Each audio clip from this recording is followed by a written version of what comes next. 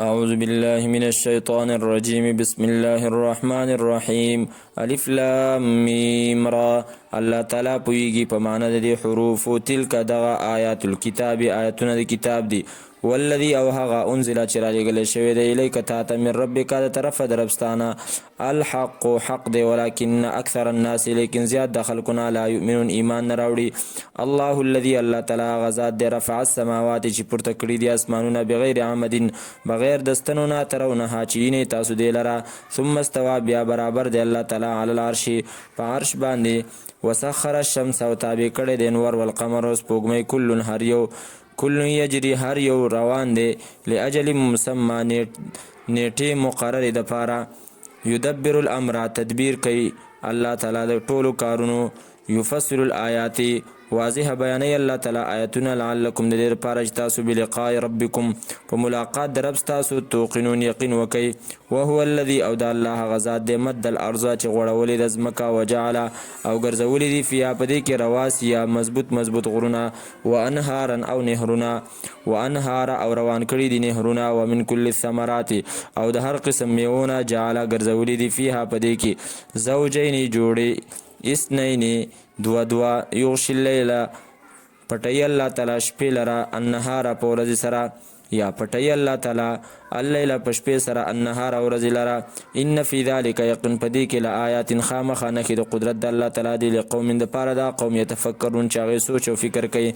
وفي الارض او پزمکه کې قطع ټوکړې دي متجاورات یو بل سره نږدې وجنات او باغونه دي من اعناب د انګورونه وزرعون او فصلونه دي ونخیل او کجوري دي صنوان د یوې سټې والا او غیر صنوان او غیر یوې سټې والا یسقا چې اوبه کېږي بماء واحد په یو قسم اوبو سره ونفضل او غوره کوو موږ بعض هذین د دې نه علی بعض په ځینو نورو باندې فی الاکل په خوندونو کې په خوند کې ان فی ذلک یقین په دې کې آیات خامخا نښې د قدرت د الله تعالی دی لقوم دپاره دا قوم یعقلون چې د عقل نه کار اخلي. وان تعجب او که چرته ته تعجب کې فعجب نو پس ناشنا خبره ده قولهم نو پس عجیبه ده قولهم وینا د دی اذا کنا آیا کله چې شو منګه ترابن خاورې ائنا نو آیا منګه لفی خلق جدید په پیدایش نوي کې به یو نو آیا ائنا نو آیا یقینا منګه لفی خلق خامخا شو به منګه په پیدایش کې جدید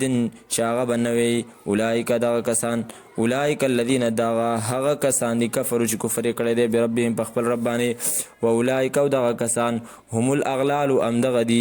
الاغلال چې توقونه به فی عناقهم په سټونو د دی کې و اولئک او دغه کسان اصحاب النار اور والدي هم دی به فیها په هغې کې خالدون همیشه ویستعجلونک او تپوس کوي جلتی کوي ستانا بسیئاتی ویستعجلونک او په جلتی سره غواړي دوی ستانا بسیئاتی عذاب لرا قبل الحسنات مخکې د نیکینا مخکې د کولو د نیکینا وقد خلت او حال دا چې تیر شوي دي من قبلهم مخکې د دینه المسولات عذابنا وان ربک یقینا رب ستا لذو مغفرة خامخا د بخښنې واله دی للناس د خلکو دپاره